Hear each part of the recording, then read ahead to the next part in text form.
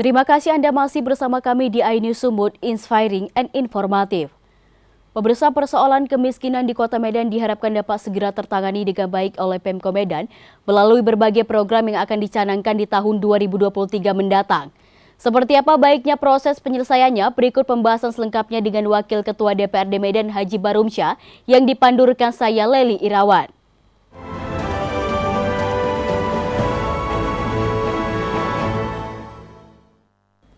Assalamualaikum, selamat pagi pemirsa. iNews Sumut Dialog hari ini membahas topik persoalan kemiskinan di Kota Medan bersama Haji Barumsyah, Wakil Ketua DPRD Kota Medan. Assalamualaikum, selamat pagi Bang Bahrum. Waalaikumsalam. Ya, Selamat pagi, hampir setiap minggu nih ya kita berdialog hari ini ya di iNews Sumut Dialog. Hari ini dengan topik persoalan kemiskinan di Kota Medan.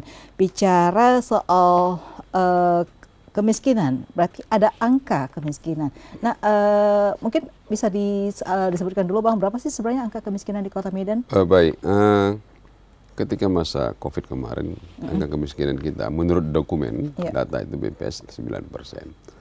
2021 angka kemiskinan kita itu di angka 8%. 8%. Namun, menurut dokumentasi yang ada di lapangan, fakta kita bahwa itu kan dari penerima manfaat kita mendapatkan data sesungguhnya. Karena Pemko Medan sudah hampir lebih 5 tahun belum melakukan validasi dan verifikasi data. Kita punya 80.000 KK penerima BPMT. Nah, kemudian kita punya 40.000 lebih penerima PKH. Dan terakhir Pemko Medan melakukan verifikasi data dan validasi data. Dari 21 kecamatan, 151 kelurahan, itu 700 lebih kurang 750.000 jiwa itu masuk ke dalam daftar DTKS, data terpadu kesejahteraan sosial. Angka yang terakhir saja itu sudah di atas 20%. Itu yang sudah dapat. Ini yang belum dapat data TKS, 750.000 jiwa. 750.000 jiwa. Ini sama dengan orang miskin. Iya, dan itu data TKS, berarti data terpadu kesejahteraan sosial yang rentan terhadap kesejahteraan sosial. Penduduk kita 2,5 juta, lebih kurang kan? Nah, jadi kalau 700.000, saya pikir itu saja itu sudah di atas 20%. Artinya memang itu pandangan, cara pandang terhadap indikator-indikator kemiskinan itu juga di lapangan itu kan semakin bertambah. Bertambah. Nah, tentunya faktornya banyak. Pasca COVID, orang di pensiun, di PHK. Nah, kemudian kita tahu ini 2022 ini lagi kenaikan BBM dan faktor-faktor lainnya ya. Kemudian orang sudah berjaga-jaga tentang inflasi, tentang macam. Dan ini yang terjadi hari ini di Kota Medan. Dan angka kemiskinan itu rata-rata itu mendiami di daerah-daerah kumuh. Daerah kumuh. Nah, itu hampir semua itu di daerah kumuh. Daerah kumuh seperti kawasan di mana saja mungkin? Peraturan Wali Kota tahun 2020 ada 42 kelurahan kumuh itu di Kota Medan. 42 kelurahan. 42 kelurahan dari 151. Iya. Dan kemarin dirilis hasil pendataan ulang, kita ada 33 kelurahan di SK Wali Kota terbaru tahun 2022 yang dikeluarkan di bulan Mei. 33 kelurahan dari 14 kecamatan. 33 kelurahan dari 14 kecamatan. Ya tentunya ini di situ. Tentunya dengan begitu signifikan, namanya ini masalah kemiskinan perkotaan istilahnya. Di kantong-kantong itu kekumuhan dan sebagian besar itu di Medan bagian utara. Daerah bagian saya di Medan Utara. Itu dia. Medan Utara berarti Belawan, Labuhan, Medan Deli dan Medan Marelan. Tapi kemiskinan sekarang ada istilah lagi kemiskinan ekstrim namanya. Itu Belawan itu lebih masuk ke dalam kategori kemiskinan ekstrim. Bicara kemiskinan berarti kan ada indikator, ada penambahan indikator. Kemarin masalah inflasi dan juga masalah COVID di kesehatan. Apa sih yang menjadi indikator satu keluarga disebut miskin? Ya, indikatornya tentunya orang yang untuk makan saja, dia cari cukup untuk makan saja, itu sudah dianggap miskin. tak bisa dia untuk menabung, tak bisa dia untuk yang lain-lain, tak bisa untuk dia kebutuhan saja, untuk mendapatkan keinginan dia tidak. Apalagi di bawahnya ada lagi, makan tak cukup. Ya kan gitu, yang cukup makan saja. Sulit makan ya? Sulit makan cukup saja, dia tidak punya proteksi untuk kesehatan. Makanya dikasih dia kartu KIS. Kartu KIS kita saja itu sudah 1,2 juta orang. Untuk di Medan ini yang kita asuransikan. 1,2 juta orang? Untuk yang sudah pakai pemerintah punya. Dasar awalnya kan orang yang tidak mampu ini dapatnya kan gitu. Kalau pakai parameter indikator untuk KIS PBI yang APBD, APBN itu kita sudah masuk ke dalam 1 juta lebih. Cukup banyak. Berarti kalau itu kenapa dapat dia dari pemerintah tidak mampu? Itu indikator kemiskinan menurut kesehatan itu sudah 50%. Kan gitu hampir 40%. Berarti banyak satu keluarga bisa dapat 2. Semua satu keluarga itu udah dimasuk dalam perkeluarga. Di kepala keluarga dianggap dia sebagian daripada kemiskinan. Itu dia. Tentunya ada hadir, pemerintah harus hadir. Secara khusus di Medan kita ada sebuah peraturan daerah. Perda terkait nomor 5 tahun 2006 itu sudah dari awal. Dan bagaimana pola penganggarannya untuk penanggulangannya? Apa diatur dalam perda? Hadir terhadap menanggung urusan tentang pendidikannya. Makanya kita buat program beasiswa miskin. Hadir terhadap kesehatannya. Makanya kita ciptakan dari awal dulu namanya Jamkesda Daerah Medan Sehat yang belakangan menjadi PBI. Kemudian apalagi tentang rumah. Makanya kita ada buat program rumah tidak layak huni kepada mereka yang masalah rumah. Kemudian apalagi sanitasi air bersih. Itu juga ada penyaluran pipanisasi untuk air bersih. Kemudian apalagi untuk usaha. Ada mengenai bantuan untuk UMKM. Jadi itu semua diatur dalam peraturan daerah. Dan dikunci dalam peraturan daerah minimal 10% dari PAD yang dicapai, PAD itu wajib untuk kepentingan untuk penanggulangan kemiskinan. Itu salah satu upaya untuk upaya minimal. Itu dia. Nah, ini memang diprioritaskan untuk seluruh di kecamatan di Kota Medan atau memang ada skala prioritas seperti di Medan Utara tadi? Yang pertama seluruh Kota Medan. Seluruh Kota Medan. Tentunya ada kemiskinan ini ada kategori.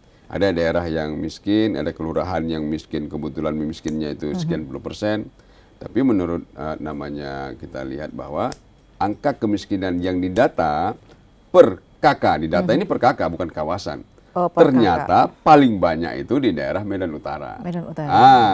Dan itu menjadi dampaknya di sana. Nah, ini sendiri bagaimana pengentasan kemiskinan di kawasan Medan Utara sendiri untuk upaya Pemko Medan? Baik, kita tahu ya, hari ini di utara persoalannya selain dari banjir, miskin ini juga mempengaruhi kesehatan. Faktor kemiskinan juga itu situ kawasan jadi kumuh. Itu kan kawasan itu kumuh. Tentunya kita tata dulu ini berbagai sektor. Bukan hanya dia diberi misalnya sekedar uang saja, tetapi ya kawasan itu juga harus diperbaiki. Kesehatannya dijamin, karena orang kalau nggak sehat itu bertambah miskin. Yang nggak miskin bisa jadi miskin ya kalau dia nggak dijamin kesehatannya, habis jual semuanya. Dan itu dulu kita proteksi dengan tata cara menanggulanginya. Terakhir untuk dianya apabila sudah itu, inilah kita sekarang pemerintah kota juga sedang galak ya di bawah kepemimpinan wali kota Medan kita. Itu sedang disenggalakan salah satu skala prioritas yang harus dilakukan ialah UMKM. Kita mengambil yang mikronya. Bahkan kemarin itu sebagai dampak inflasi itu ada 2% anggaran dari TPP kita itu untuk bantuan langsung, stimulus. Nah, ini sedang berjalan ini. Dari Dinas Koperasi sedang mendata terus, walaupun itu ya 500-600 ribu setidaknya. Nah, itu yang pertama. Yang kedua, APBD kita hari ini cukup banyak pelatihan. Pelatihan mulai pelatihan balai kerja, pelatihan untuk tenaga kerja, pelatihan untuk mak-mak yang tidak mampu. Itu semua dilatih supaya mereka punya skill. Karena kan persoalan skill. Sehingga dengan ada skill yang tidak mampu ini, mampu minimal setelah dia skill, dikasih modal usaha. Dan salah satu yang tak kalah penting di utara itu, kita banyak BUMN. CSR mereka seharusnya juga ikut membantu pemerintah untuk menanggulangi kemiskinan. Jangan mereka fasilitasnya bagus-bagus, gedungnya mewah-mewah, rumahnya itu banyak ngereot itu di utara.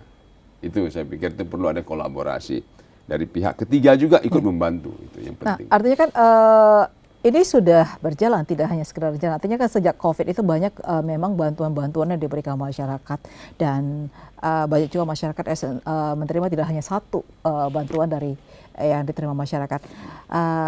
Apakah ini dari hasil evaluasi atau pendataan yang dilakukan sudah menekankah angka kemiskinan, atau ada penurunan? Sampai hari ini kalau kita katakan penurunan itu tidak, karena kan baru selesai survei. Baru selesai survei. 2022 ini baru selesai surveinya. Apalagi ini kan masuk kepada persoalan kenaikan lagi BBM. Baru saja kemarin naik BBM. Kemudian ada lagi semacam 2023 itu ada lagi semacam ada inflasi dan macam-macam lah ya. Ada persoalan resesi. Ini juga menghantui. Tapi persoalannya, apapun persoalan itu, yang penting bagaimana pemerintah kota dan DPRD hadir untuk bertanggung jawab terhadap persoalan kemiskinan ini. Ya tentunya dengan cara selain sumber daya manusia ini diperbaiki, kemudian bantuan-bantuan. Dan itu cukup efektif kalau DPRD melihat dengan bantuan-bantuan yang terus disubsidi masyarakat. Setidaknya itu mengurangi, tapi kalau untuk jangka panjang itu tidak. Mendidik. Tentunya tidak mendidik. Kemudian pola hidup, itu penting juga kita berikan edukasi. Ya, pola hidup kan kadang-kadang ini pola konsumtif itu juga kadang-kadang di bawah ini cukup tinggi, ya. Dan itu banyak pola hidup yang tidak sehat. Saya pikir ini perlu waktu, tapi yang penting kita meletakkan fondasinya dulu, ya, apa kehadiran kita, ya, beasiswa miskin, apalagi hari ini mahasiswa yang tidak mampu itu sekarang dibantu, itu program Pak Wali yang terbaru, saya pikir selama kepemimpinan beliau ini dibantu, yaitu program untuk mahasiswa. Ada yang mahasiswa berprestasi dan ada mahasiswa yang tidak mampu, tapi dia berprestasi miskin. Kemudian ada yang berprestasi baik dia dari olahraga maupun sains. Ya, tapi Pak, persoalan di masyarakat dengan pemberian bantuan beasiswa pendidikan bagi mahasiswa berprestasi, berpendidikan, ini terkadang tidak tepat sasaran. Apakah juga menjadi bahan evaluasi dari DPR untuk memberi tahukan kepada Pemko Medan? Baik, selama ini kita lihat dari masyarakat, masa yang dapat PKH itu aja, yang dapat bantuan-bantuan itu aja, karena memang harus begitu. Kenapa? Pemko tidak pernah melakukan evaluasi verifikasi data. Selama ini, baru ini sudah tuntas. Dan ini sudah terdokumentasi. Sudah terdokumentasi. Makanya sekarang di label itu, penerima PKH itu di label, dicap itu. Nah, gitu. Kalau dia rumahnya ternyata. Kan hidup orang kan bisa berubah. Iya, bisa berubah. Kadang hari ini miskin, itu tidak. Kemudian semalam dia nggak miskin menjadi miskin. Makanya ini ada kewajiban dari pemerintah kota dua kali dalam setahun melakukan validasi. Dan itu harus dilakukan. Kalau tidak nggak bisa. Itu udah lama, ini 5 tahun lebih kita nggak melakukan itu. Dan itu sudah berjalan. Dan ini yang sudah dilakukan ini, yang kemarin terakhir. Dan untuk ke depan itu lakukan validasi terus tentang persoalan kemiskinan ini. Di TKS namanya, data terpadu kesejahteraan sosial. Ini penting. Kalau tidak ada data ini, bagaimana hadir pemerintah untuk membuat program? Iya, bagaimana kalau kita nggak memonitornya gitu. Baik. Bicara masalah kesehatan, itu persoalan kesehatan yang muncul belakangan, masalah stunting. Nah ini bagaimana melihat persoalan masalah kesehatan, Pak Dewa? Ya, stunting tidak terlepas juga dari persoalan kemiskinan. Kemudian pola hidup, kemudian kekumuhan di daerah. Kita tahu dari 500-an pelaku korban stunting hari ini yang terdata, dan itu yang terdata tinggal 300-an. Ya, walaupun hari ini memang masih dilakukan pola-pola, misalnya ada bapak asuh. Walaupun sesungguhnya kalau program ini sudah clear, kita kan punya sumber daya semua. Bapak asuh itu kan sifatnya hanya sporadis ya. Walaupun itu memang dari pusat ada bapak asuh, itu kita luar biasa memang. Tetapi ini kan harus ada sebuah formulasi yang permanen. Dan ini tidak bisa di kesehatan saja. Tetap. Kenapa? Ekonomi tadi. Kemudian perumahan yang kumuh, kemudian lingkungan yang tidak sehat. Itu mempengaruhi. Makanya perlu ada sebuah kolaborasi.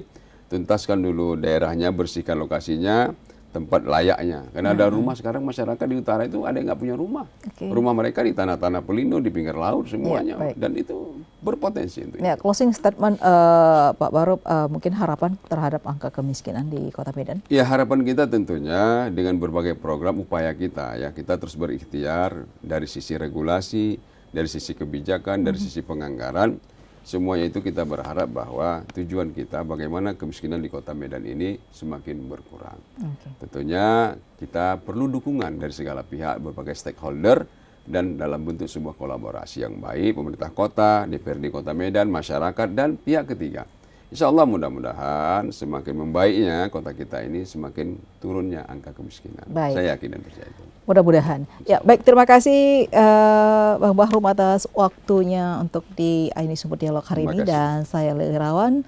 Selamat pagi, sampai jumpa. Wassalamualaikum warahmatullahi wabarakatuh. Waalaikumsalam warahmatullahi wabarakatuh.